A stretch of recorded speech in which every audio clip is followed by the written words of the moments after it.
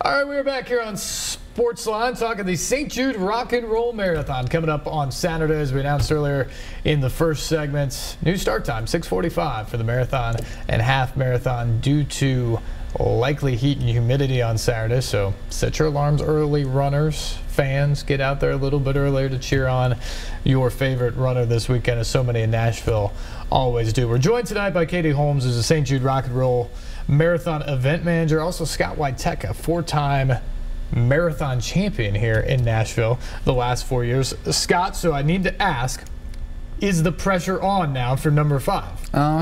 Definitely so, but pressure doesn't bother me too much. The kids at school have been asking me about it, and then nobody wants to let down 800 kids. Right. I'm sure they'll be watching. So pressure's on, but just take it a mile at a time, and hopefully my competitors struggle in the heat more than I do. So some people run from pressure. In this case, that's actually a good thing. I actually like pressure. In college, I was always a procrastinator. I start my paper 2 days before it's due, and I always said, like, I need the pressure to get something done. So yeah. You bring up the college aspect of this. What was your training in terms of running? Have you always been a runner? Were you cross country and track and things like that? Yeah, I ran cross country and track in middle school, high school, and college, and then I got a little burnt out on it. Took off 3 or 4 years, and then put on 40 pounds, and then after I got married, that's when I lost all the weight. And normally it's the backwards, but I started coaching some high school kids. Must have been 7 or 8 years ago, and I started running with them a little bit, and I kind of set a marathon as a little bucket list thing. I just want to try to qualify for Boston. I never ran Boston, but I qualified for it, and then I guess the bug bit me again, and then year by year I went after it a little bit more. And probably the last 2 or 3 years I'm slowly kind of winding down. Father Time's coming for me, and I like sleeping in a little bit later and then watching TV shows late at night. So well, you got at least one more Saturday to wake up bright and early and get after it this weekend. Katie, as we look at some of the notes for people this weekend, let's talk quickly about registration in terms of people getting to town this weekend. Where do they need to go? What do they need to know just to be ready for Saturday morning? Yeah, so we have the Health and Fitness Expo that kicks off on Thursday.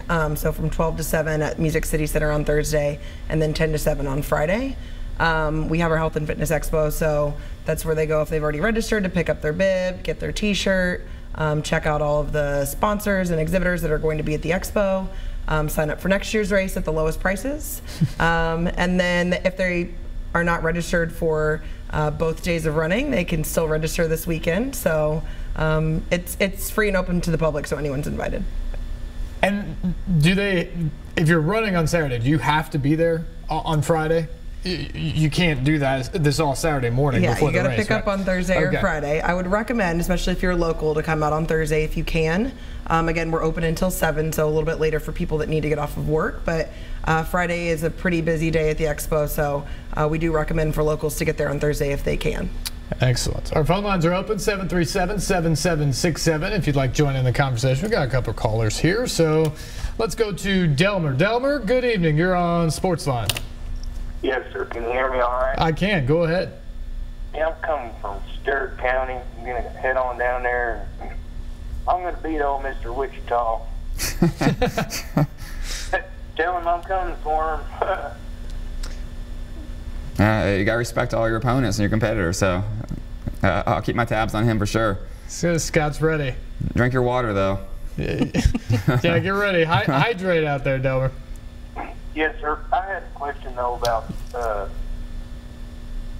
I ain't ever done an official marathon before, but you reckon I ought to shave my beard? Help me out?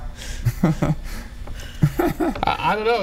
Scott is fully bearded. So yeah. It doesn't seem to slow I think him right down. now this is a number 8 guard. I might go down to number 4 for the race. So we'll see.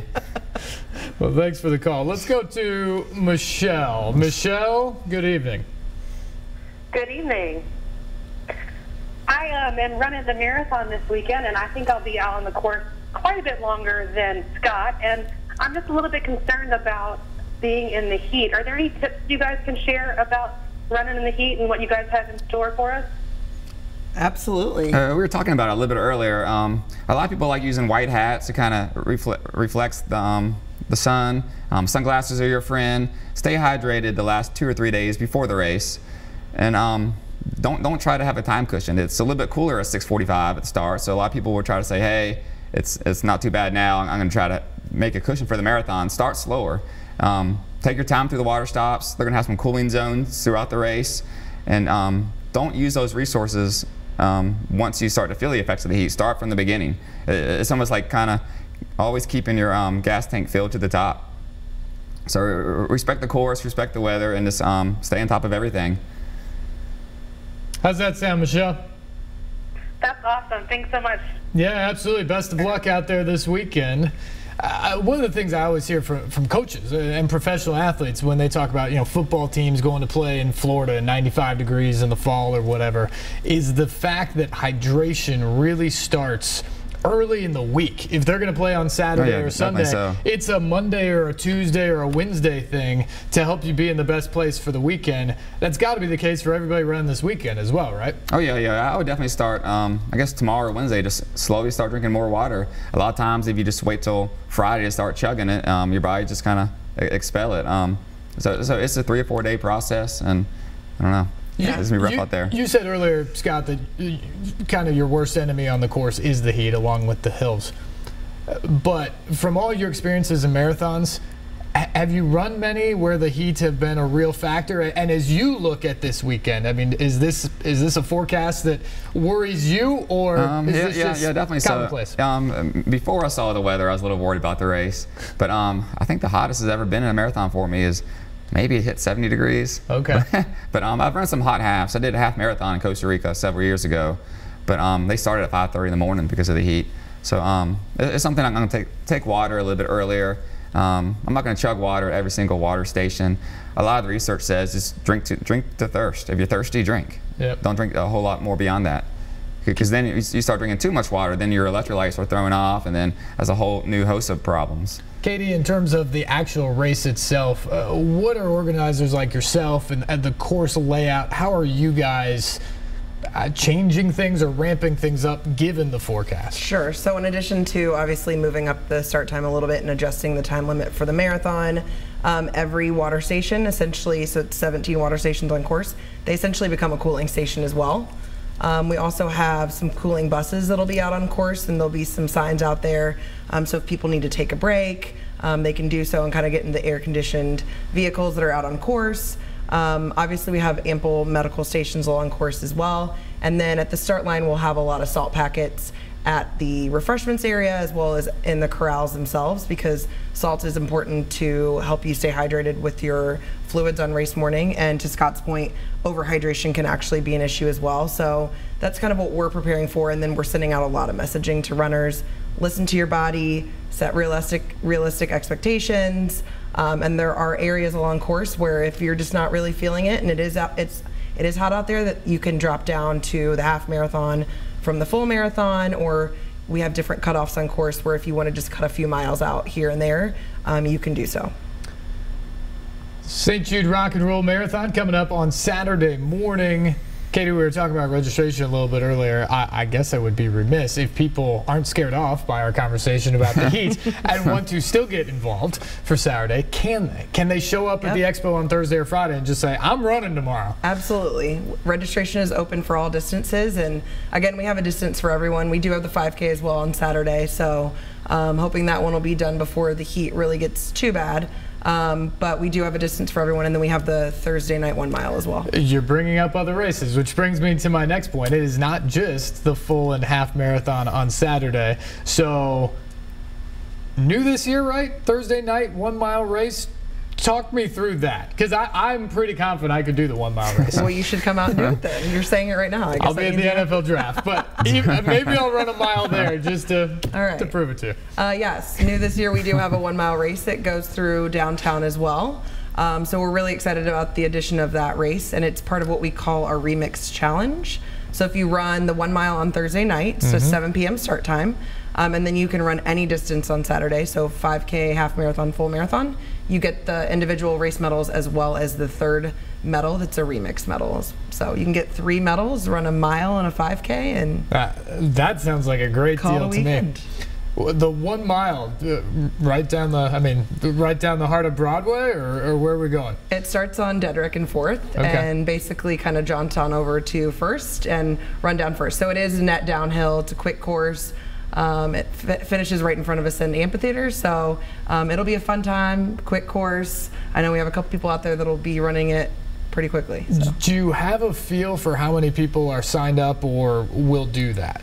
Yeah, we're expecting about 1,100 or 1,200 people to do the mile. So. And then on Saturday morning, between the 5K, the half, and the full, give me the breakdown on number of runners that will be out there at some point. We'll have about 27,000 runners out on race day. Woo. And that makes the St. Jude Rock and Roll Marathon here in Nashville the second largest rock and roll marathon? Yes, with all the distances. So we also have the kids race on Sunday. So overall registrations were the second largest race in our rock and roll series of the domestic races. So second largest behind Vegas. Correct. Second longest running at 18 years now behind San Diego. The rock and roll series is huge. It's international now. It's over 30 races. When you get feedback from people about Nashville, where does this place stack up? We kind of mentioned it earlier. There's some hills, so that's kind of the negative feedback we sometimes get. But a lot of the experienced runners look at that as a challenge too. And again, it is an entertaining course. The community really does support it, and it's one of our destination races. So we have a lot of people that come in for a friends weekend, bachelor parties, bachelorette parties. So they kind of make a full weekend of it. My best friend is coming in from St. Louis this weekend just to run on Saturday. And you're not running with him? No. I haven't trained, so I feel like that would be a rough morning for me. But I do hear a lot that people want to come here to come in. Do you get the sense in the rock and roll arena of all the races, do you get a lot of people coming back running San Diego or Vegas or one of the other ones and then saying, I want to do Nashville? Or is Nashville kind of a unique entity where people just hear about a race in Nashville and want to go? We definitely get a lot of runners that run multiple rock and roll races throughout the year. And then the ones that are our destination races are kind of a way for us to showcase the rock and roll marathons, because we do get people traveling in. So it's a great opportunity for everybody to see what the series is about and then to get to experience, obviously, an awesome city. Scott, you may be biased, but where does Nashville rank up there? It's actually my favorite race of the year. It's local for me. Like she said, the hills are a challenge. Like finishing the marathon distance by itself is tough, but knowing you accomplish hills and the distance, it kind of puts it over the edge a little bit. Give me the feeling as a four-time winner. What's it like when you're running towards the finish line after 26.2 miles? A lot of people never get that feeling in their life of just finishing 26.2 miles. But to see the finish line in sight and know there's no one in front of you and you're going to win. Give me the adrenaline rush, or is there any adrenaline left at that point? Yeah, it's definitely a cool feeling. I always enjoy seeing the 26-mile marker sign on all the marathons because you just know you made it. You only got another minute or two left. It's also a little bit of relief because in the marathon, like, anything can happen. The Grim Reaper could be over your shoulder and you don't even know it, and he comes for you. But just finishing marathons is definitely my favorite race, no matter if I'm running for fun or running for a certain time. It's just, you cross that finish line, you know all the hours of work you put in and all the hills you accomplished, and you battle through the heat. It's just, it's a cool experience and a cool feeling. It's an incredible accomplishment for all 27 or 28,000 who will be out there running distances this weekend. Scott Wietecha, the four-time men's champion here in the St. Jude Rock and Roll Marathon here in Music City. We need to take a break. We'll come back. We will continue our discussion on the marathon, what you can do to get ready, some more details, big concert coming up, and the kids race on Sunday as well. We'll get to some of those details coming up. Stay tuned. You're watching SportsLine right here on News Channel 5+.